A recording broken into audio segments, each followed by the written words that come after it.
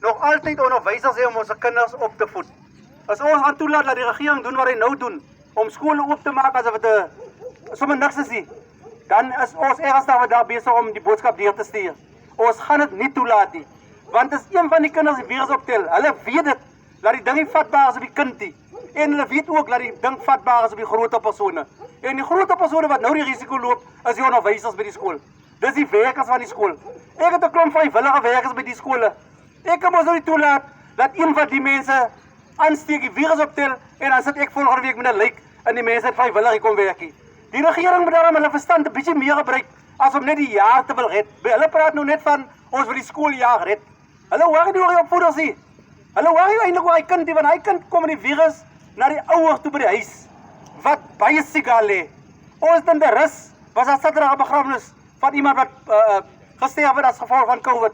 In Oudtshoorn het daar iemand gesterf van die COVID. In die weermag, in die army is daar 19 soldate positief getoets. Nou sê vir my, wat gaan gebeur as hy virus in Duisensdorp kom? Die is ouers wat argument het van die kinders speel in elk geval elke dag by mekaar. Is reg. Die kinders sit nie in 'n klas van 49 bedagsie. So ons gaan nie loskop wees en toelaat dat dinge aangaan. En ek as ouer kon voorkomend gewees het en ek het dit toegelaat nie. So Swanepoel moet maar kom en hy moet vir die volk kom verduidelik wie van die departement vat verantwoordelikheid. Want ek wil hê hy moet aangekla word van manslag of moord sodra iemand sterf in Duisensdorp. Die ene wat die opdrag gee. So ons gaan nie toelaat nie. Ek laat dat die regering besluit oor ons kinders nie.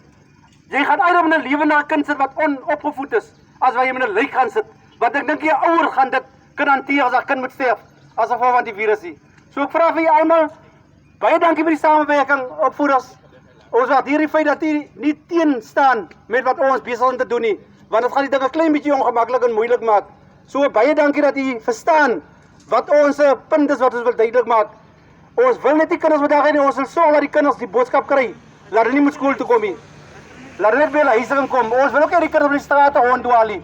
So dit gaan baie moeilik wees, want ons gaan nie beheer doen op dit nie, maar ons gaan net nie hulle toelaat in 'n skool waar ons kan voorsorgmaatreëls tref nie. So daar is 'n manier hier. Ons vra vir u om net die opdrag uit te wat Wenvat vir u gaan gee, maar verder gaan ons glad nie toelaat dat enige van die skole in Duisensdorp gaan opgaan nie. Want ek kan myself dink, ek was bereid om te help met die graad 7's en die graad 12's, want hulle is 'n klomp, hulle is baie min in 'n klas en hulle is goed opgedeel. Ons kon hulle beheer. Maar om nou vir ons te sê, die week kom maar nog 'n graad by, volgende week kom maar nog 'n graad by.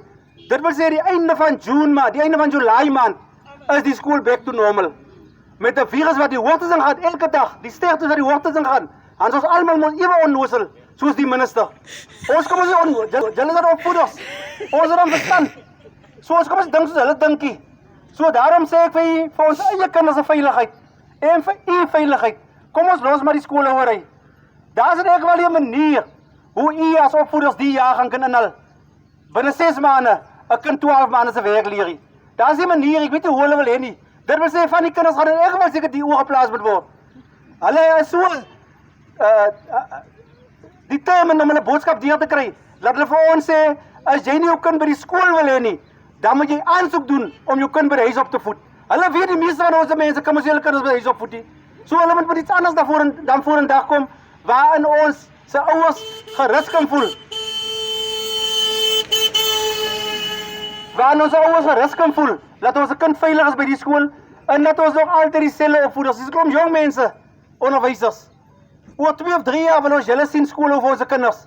Maar die loskopheid van die government gaan maak dat julle klomp lyke is en ons die volgende jaar kinders onderwysers het om ons kinders op te voed.